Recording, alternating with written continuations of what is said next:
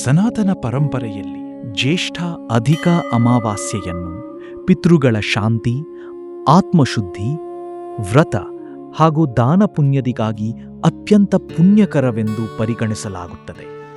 ಈ ದಿನ ಗಂಗಾ ಸ್ನಾನ, ತರ್ಪಣ ಮತ್ತು ಅಶ್ವತ್ಥ ಪೀಪಲ್ ಮರದ ಪೂಜೆ ಮಾಡುವುದರಿಂದ ಹಾಗೂ ದೀನಹೀನ ಅಸಹಾಯಕರಿಗೆ ದಾನ ನೀಡುವುದರಿಂದ ಪಿತೃದೋಷ ನಿವಾರಣೆಯಾಗುತ್ತದೆ ಮತ್ತು ಜೀವನದಲ್ಲಿ ಸುಖ ಸಮೃದ್ಧಿ ಲಭಿಸುತ್ತದೆ.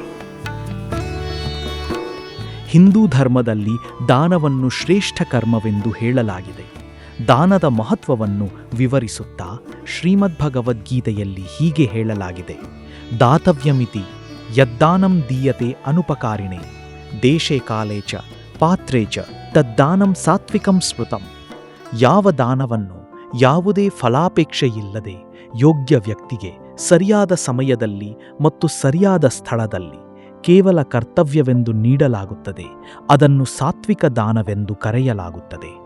ಜ್ಯೇಷ್ಠ ಅಧಿಕ ಅಮಾವಾಸ್ಯದ ಈ ಪುಣ್ಯಕರ ಸಂದರ್ಭದಲ್ಲಿ 3000 ಸಹಾಯಧನ ನೀಡಿ 100 ದೀನಹೀನ, ಅಸಹಾಯ ಹಾಗೂ ದಿವ್ಯಾಂಗ ಮಕ್ಕಳಿಗೆ ಅನ್ನದಾನ ಮಾಡಿ